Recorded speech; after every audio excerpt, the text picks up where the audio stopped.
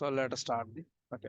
So now we are going to see the property binding. Property binding is nothing but a binding one variable to one property. That property can be anything. Suppose what we will do, we will try to write one username and password for our login. So we want to write one form, right?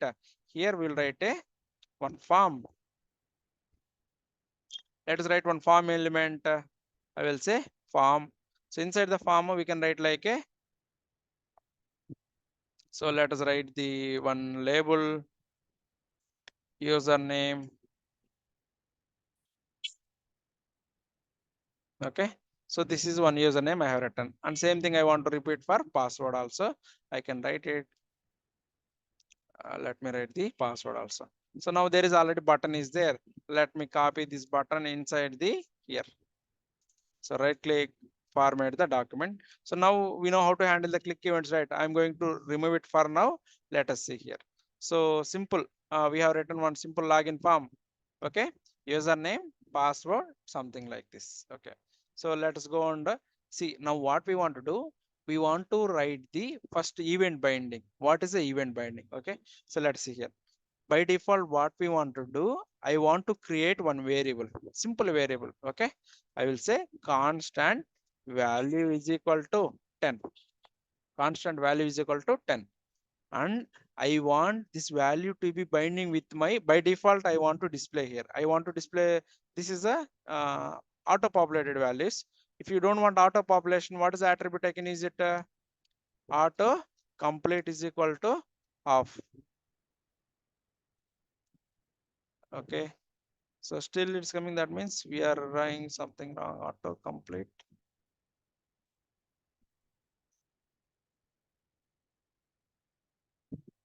Okay, let me remove here. Delete. Okay. Okay. So let us check this time. Okay. So there is no value by default. What we want to do? I want to add one value. That value I want to print it here. Okay. So binding this variable, whatever the variable here. Suppose I want to create one username value. How to create one username? Username is equal to admin. I want to display this admin value into here. Okay. If you want to display anything here by default, if you want to hard code, very easy. You can write a value is equal to simply write like a admin. If you want to hard code, this is the way. So let us see what is the hard code way. Simple. Here by default, it's going to print a admin. Okay, something like this. So forget about this errors, something this, but this is not the way I want to do it. I want to create one variable and I want to use it here. So for this purpose, we are going to remove here and we are going to use a JSX. And inside the JSX, what is the variable I want to add it? Username. So simply add it here. Okay, so binding a variable. So this is a variable, right? And we are binding with the one attribute. So this is nothing but a property binding. So we are binding one value into property. So whatever the value is there, automatically that value will come here. This is nothing but a binding, a property binding. So like this, you can apply to any property also. Like suppose you want to write this form control, right? You can copy this one here. You can take one variable constant styles. Suppose you can say constant style name is equal to form control, something like this. And I want to use this style here. Tell me how to do it. Simple. You remove here and use it like this. Both are same only, right? Instead of writing here, I am writing in the top and I am using it in the bottom. So I'm combining this variable with this property. This is nothing but a property binding. This is okay. So now what is the second way I want to do it here is, here it is. Suppose this is a, let us go with the normal way. I don't want to hard code for this one. So whenever I am typing it in the console, I want to see my changes. In the console, I want to see my changes. Let us, if you want to see in any changes, so what is the first step you want to do it? You have to listen. You have to write a event listener. What is the event? On key up, on key press, or on input also is there. Let us say on input changes. Okay, input here. So whenever we are writing on input, we need to call one function, right? That is the reason I will write a one function. I will say function on input and I will say event.target.value, open something like that. So what is my event name? I will say handle input, handle input. So here, whenever this is my event name, and which event I want to bind it, handle event. So copy this name here, and how to add it? Simply, that's all, event handling. So this is my event name, and this is my function name. Whenever I'm doing, I'm going to handle like this. Let's go and see what is the value. We are going to check it here. Okay. So go to console. Let us reload the page. Okay. So I'm going to type it here. A, B, C. See, we are okay. Whenever we are typing something, what is the event we are handling it? On input. On input, what is the event we are handling it? Handle input. What is the code I am writing here? Simply I am taking one event. So how to get the value from event? Event dot target dot value. Same thing we have tried in the JavaScript also. Okay. If you want to get any value, what is the value you should take it? Something like this. Okay. So now we are able to print it here, right? Now the one of the entry what they're saying is don't print in the console. You print your output in the bottom, like here. Suppose in the in the bottom of the form. So whatever you are typing, I want to see in the same page whatever you are typing. Something like this they're asking. So now tell me how to print that value. If I want to print whatever this variable in the bottom, I cannot do directly like this. Instead of that, I can take one variable, and whatever I am taking, I will store that variable into that value, and I will print that value. Is that okay, right? Let us try to take one variable. By default, I will remove this empty. Okay. Now, if you want to change the value frequently, should you declare with the let or constant? Let, not with the constant. So that is the reason I'm going with the let, because whenever I am typing, I want to change the changes. Okay. Let's go with the username. So here I will say username is equal to event dot target dot value. So now what will happen whenever we are typing our username? Okay, whenever we are typing any value, let us print the username. So for the proof, what I am trying to do here, I am trying to store that value into username, and that username I am printing in the console.log. So if you are going to reload here, okay, in the log, first check the log, then we can go for the printing output. Let us type A. See, where this value is printing, I am printing from my username, not from the event data target data value. That means whatever you are trying it, your variable data is there in the username or not. Okay, that is clear. Now I want to print this value here in the right side. Now what I can do, simply I can write a open bracket and close bracket. What is my variable name? Username. Okay, clear. File, save all. Okay, let's see. I'm going to reload the page. Okay, by default no output here, correct, right? If I am going to type it, what is your expectation? That data should come, right? Is there any data is coming? No. That means property is not working or working? Not working. Let us see again. Okay, so again I will go here. If it is not working, by default I will type say admin. Okay, by default what is the value I'm giving it? Admin. Let us reload it. So what is the value here? Admin is coming, right? So that means whatever the default value I am giving, it is perfectly displaying fine. But after that, I am trying to change it. Is the changed value is coming here or not? It is not coming at all. Okay, it is not coming at all because React will not understand this variable value is changed. It thinks like he has given one value, that value I am printing it. React will not don't know about you are doing some function, and that function value again you are saving into username. That process will not understand by the React. That is the reason it is by default it is showing like a username. What is the default value? It is printing like this. But if we are displaying like this is not the correct way, right? They want to see the latest value. Okay, for this purpose, you see here, whenever you don't want to, like you are not going to do any modification, whatever the default value it is there, same value only you are going to print it. Then you can use a let constant var, anything is fine.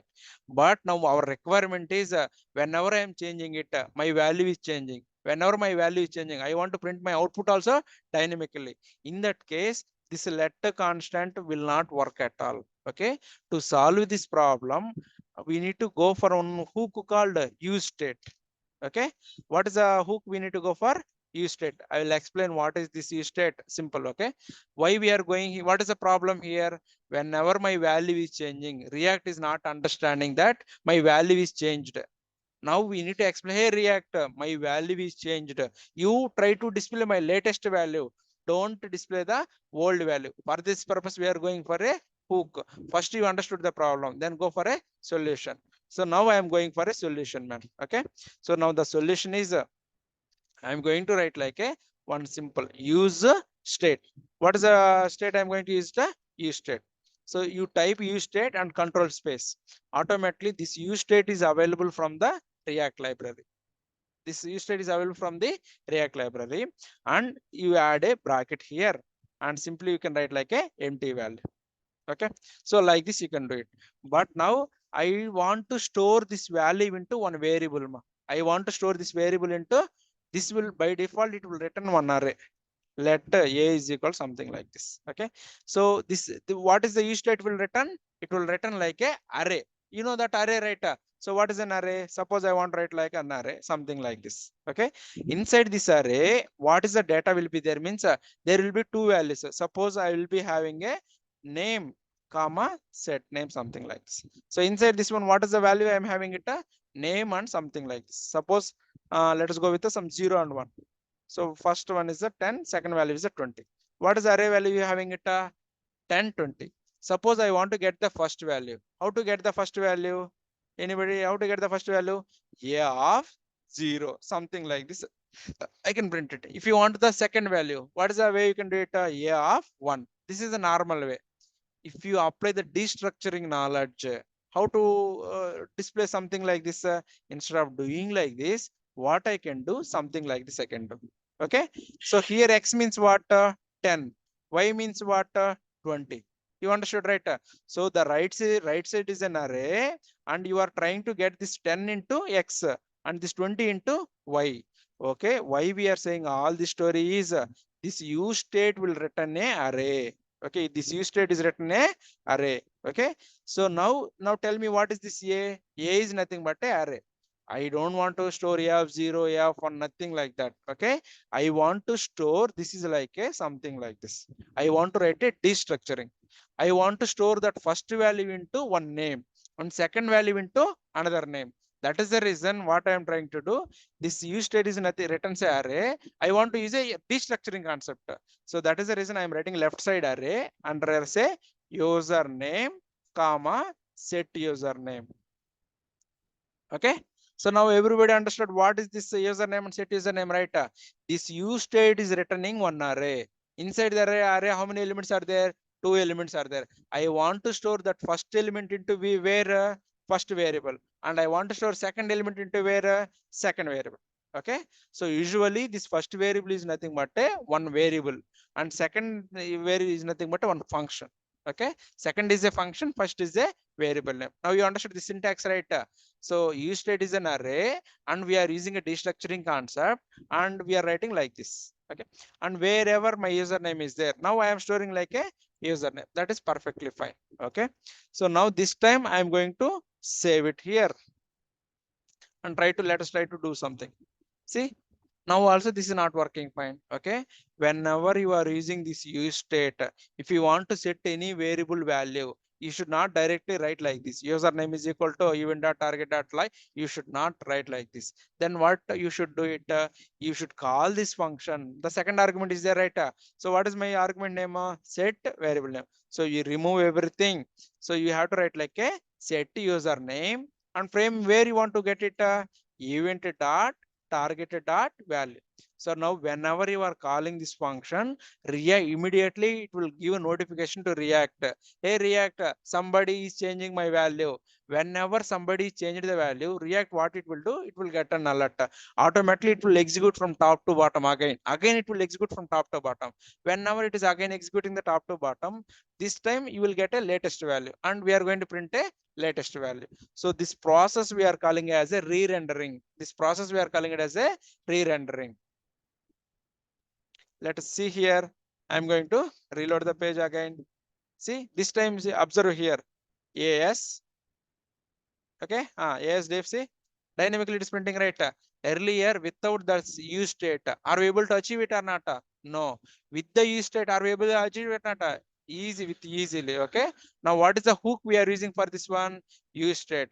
whenever you want to track any changes, then what is the hook we are using it? useState. So something like this. Okay. So now we have written a useState. Now we are able to, first step what we have done, we have written a this useState. And what is this process? This is nothing but a destructuring. Correct, right? So that destructuring very helpful here, right? Okay. And second step, we have written a one function. Inside the function, what we have written? We have written a set username. So automatically my value will sit into username field. And third step, I am writing a input is onChange is, you can write a onChange. You can go for a input, anything you can go. Let us go for onChange. Instead of going, what is the event we are handling here? On input. So in the React, we have a one event called onChange. Whenever there is a change, automatically this event will be called. Same thing. Okay. So let us go on to change it. Let us try to have something like this. See, automatically. Now I want to apply same thing for password also. Can we do that? Simple. Let us go step by step. First step, whenever you want to store any value, now I need to write like a let's go like this. Okay. Let, okay, password comma set password. Why I am writing set password? Second is a function. That is the reason I am writing a password. I need to track my changes or not. That is the reason I am storing in a useState. Something like this. Okay. So now, and what is the next step I need to write it? I want for password also I want to write a another function. Let us write a function handle password. Okay. And you can write a event. Okay. And next open bracket and close bracket. So inside this one I will say set password. So you check what is your variable function name. Same name you should write it. Okay. And from where you want to get the value? Event.target.value. Second step also done. Okay. Now what is the last step I want to do it? Go to your input tag wherever it is there, and you handle the onChange event. onChange. Okay. C should be capital. Okay. What is my function name? Handle password. Okay. Let me write. Okay. Handle password. Okay. Let us try to reload right now. Okay. So let us try to here, because I am not printing my password here. If you want to print my password, simply go to the top. I will say hyphen and I will write like a password. Okay. So file save all. Let us try to reload it. See, I'm going to type A. My password is ABC. See, this is my username. This is my password. Automatically, we are getting it right. So these are the steps you should do it. So now once you are doing it, suppose whenever I'm clicking here, now you see the real fun here. Whenever I'm clicking login, you see what is happening. There is a entire page is getting reloaded. Please observe in the top. Entire page is getting reloaded. If you want to see the proof, I'll open it, inspect, and I'll open the network tab. So this is where we are going to handle the event bubbling. This is important. Let us have a username, click login. See, again it is going a index.html, bundle.js, all the files again reloading. So again I'm going to type it. Again, so whenever you are reloading this page, what will happen is you will lose all the changes. Whatever the changes you are done, everything will remove. Whenever you refresh your screen in the top, automatically you are going to lose all the changes. Your event data, nothing will be there. Okay, that is not the proper way. We should not reload our page at all in the programming language. Okay, so that is the reason what we are going to do. Whenever you are clicking here, it is automatically reloading it, right? So to solve this problem, so what is the event normally in the form I should write it? What is the event name? On submit. Okay, on submit. Let's have a handle submit. Okay, let's have a handle submit. Now, do you know how to write a function? Tell me how to write a function. Function handle submit event, and you can write. Okay, so now here I'm going to write one special line called event dot prevent default. Okay, this one we have done in the HTML also. Stop propagation or event data prevent default. This one we will do that. So now let us go on to reload the page. Okay, so I am going to type here. This time I'm going to click OK. Let us observe in the right side. Is there any reloading process happening? No at all. Okay, this is stopping because of this line. I am saying don't propagate this event to my parent. Don't do this one. You prevent the default behavior. That is what this meaning. Okay, so now in this case, now I want to print my username and password into the console or alert. Print it. alert. What is my username?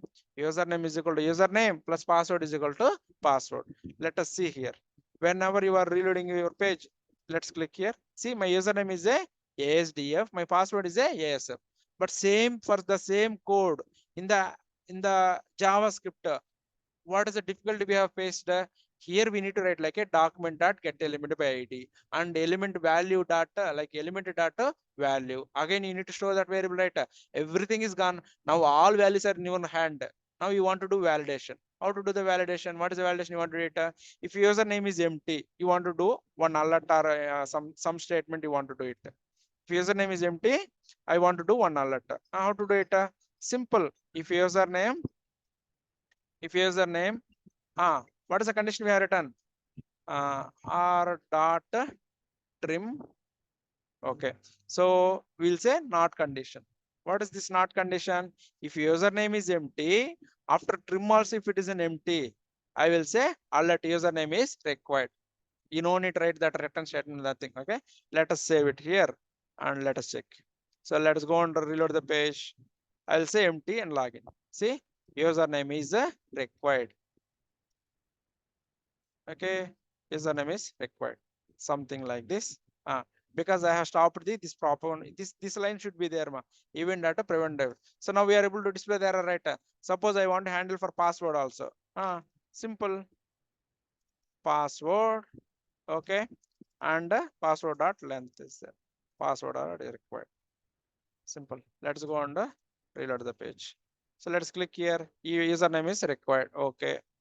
So now password is required. At a time, both are coming, right? If you want to solve it, simply you can write a return statement. So here also you can say return statement. So let us click OK. Username is required. So I will say username, click again, password is required. This time you enter OK, both is okay. Okay, something like this you can handle your form. Okay, so and whenever I want to integrate, so like here we have done a simple validation, not the complex one. Instead of alert, we can show in the bottom also. Do you know how to show in the bottom? We will do that bottom also. We'll do, but this is only for demo for a property binding. How you should click event, how should you write a change event, and what is the code you should do it, and what is the useState variable. Okay, with this one you are able to handle a simple form. Okay.